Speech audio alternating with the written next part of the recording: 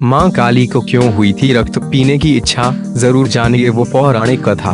हिंदू धर्म में देवताओं के साथ साथ देवियों की भी पूजा की जाती है। जैसे देवों में त्रिदेव अर्थात ब्रह्मा, विष्णु और महेश को सर्वश्रेष्ठ माना जाता है, उसी तरह देवियों में सरस्वती, लक्ष्मी और मां काली को सर्वश्रेष्ठ माना गया है। ऐसा माना जाता है कि देवी पार्वती ने ही दुष्टों का संहार करने के लिए मां काली का रूप धारण किया था। मां काली का रूप देखने में बड़ा ही भयावह लगता है।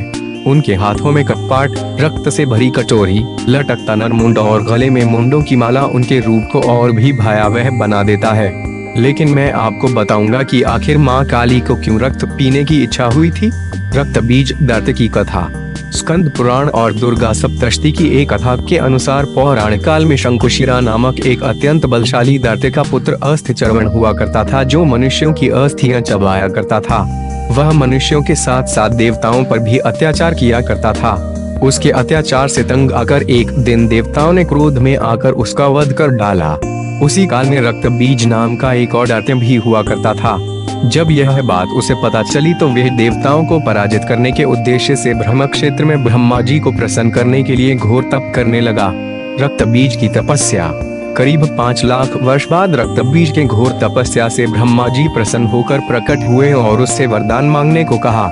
भगवान ब्रह्मा को अपने सामने देखकर रक्त बीज ने सबसे पहले उन्हें प्रणाम किया और फिर बोला, हे परम पिता, अगर आप मुझे वरदान देना चाहते हैं तो मुझे यह वरदान दीजिए कि मेरा वध देवता, दानव, गंधर्व, यक्ष, पिशाच, पशु पक्षी, मनुष्य आदि में से कोई भी न कर सके और मेरे शरीर से जितनी भी रक्त की बूंदें जमीन पर गिरे उनसे मेरे ही समान बलशाली, पराक्रमी और मेरे ही रूप में उतने ही दैत्य प्रकट हो जाएं। तब ब्रह्मा जी ने कहा, हे रक्त बीज, तुम्हारी मृत्यु किसी पुरुष द्वारा नहीं होगी, लेकिन स्त्री तुम्हारा वध अवश्य कर सकेगी।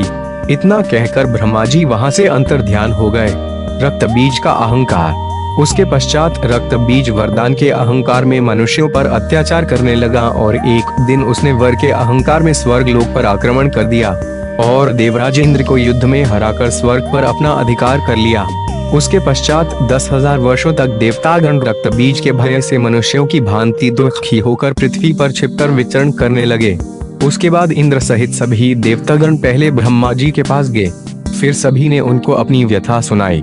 तब ब्रह्मा जी ने कहा, मैं इस संकट से आप सभी को नहीं उबार सकता, इसलिए हम सभी को विष्णु देव के पास चलना चाहिए। फिर ब्रह्मा जी सहित सभी देवतागण श्री विष्णु जी के पास गए, परंतु विष्णु जी ने भी यह कहते हुए मना कर दिया कि रक्त बीज को मारना मेरे भी वश में नहीं है।